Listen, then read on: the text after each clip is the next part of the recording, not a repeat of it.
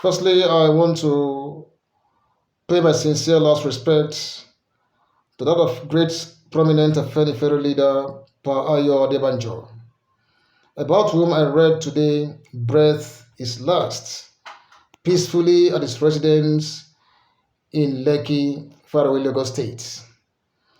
In fact, Pa Ayo Adebanjo, as you all know, was a very great man, a very fearless man, a man who stood for the truth.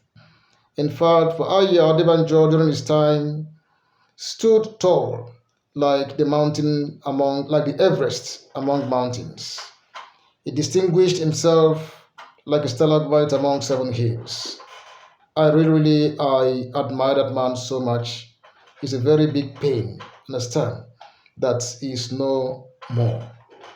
Therefore, humbly pray that God Almighty, grant his soul eternal rest and grant his entire family the emotional stamina to bear the loss. Paayo Adebanjo, Kachifo, good night. I salute you. Goodbye, sir. Having said so, I also want to thank the Canadian government for denying the Chief of Army Staff and their entourage visa into their country. That is what I want to see all European countries in the Western world do to African leaders, Nigerian leaders especially. I really, really like that. When I watch the so-called National Security Advisor, you know, venting his anger, in the public gathering where he was invited to speak, telling the Canadian government to hell. I only just laughed. So you knew that there's a place called hell and you still want to go to Canada. You should have gone to that hell, not to Canada. Canadian government, I thank you very much for that action. I want all European countries, the Western world, to replicate such action. That is very, very good. Also, we all watch what transpired, at the court of the zoo when the great Mazen Nnamdi Kanu appeared again.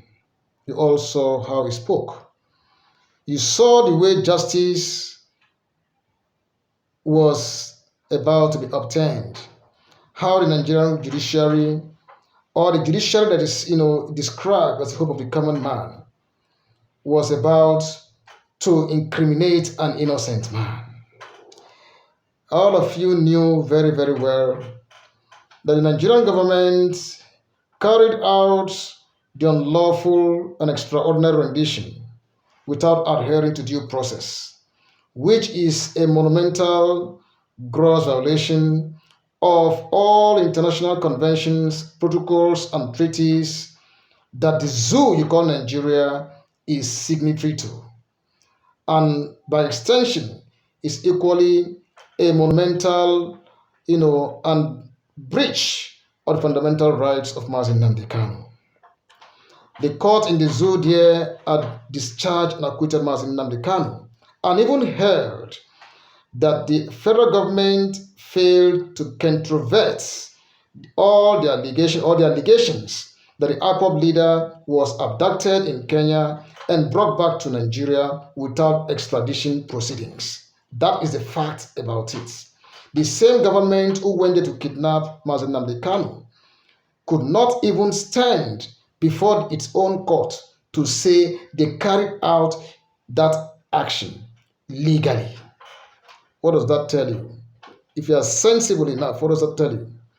This is the same country that incriminates kidnappers in the country. The country itself also perpetuated the act of kidnapping.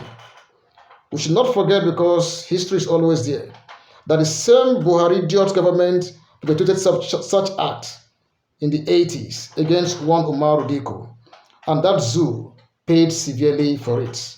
And the same man again did the same thing again in 2021. So you can see what is happening here. You see, let us place the world on notice.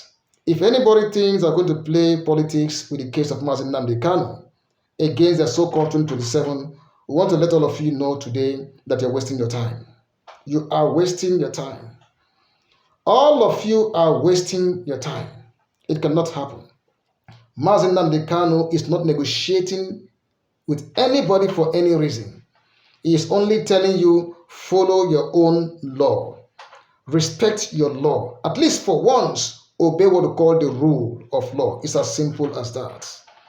You see, if you can incriminate him, if you have a case against him, prove it. So far as we know, the court has discharged him. Go is free and everything, yet you are still incarcerating him. You see, we also knew that the trial court still lacks the jurisdiction, you see, to entertain the charges against him. All of these things are quite clear. We knew all of these things.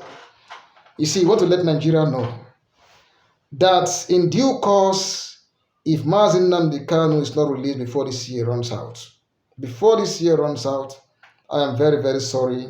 What will befall that zoo? Ears that will hear it alone, outside the shores of the zoo, would bleed blood. A lot of things are going to happen there. We cannot take this nonsense again.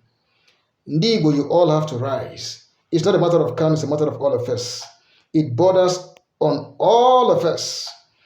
Our leaders, so-called political leaders, are nothing but terrorists too and criminals. Our politicians are nothing but criminals. Nothing. Everything is quite clear. What is transpiring in that zoo is quite clear. We have seen everything. So if you think you're going to use Mazi Nnamdi Kanu to play politics, understand, in 2027, you are wasting your time. We will tell you to go again and sit down and have a rethink. It cannot happen. It cannot happen, not in our time, not at any time, and it will never ever happen. We know how we're going to come in. That's the fact about it. In fact, I've never seen this kind of nonsense in a country. I keep saying it. Just imagine how, the whole thing played out. Everybody saw this thing clearly. Nnamdi Kanu's case is a matter of conscience. If you have conscience, understand, stand up now to defend what is right. That is just a fact about it. We are making it clearly here that Mazi Nnamdi Kanu's matter will not be used for political reason in 2027. Keep him, but if he is not released before this year runs out, then we are going to see what's going to happen.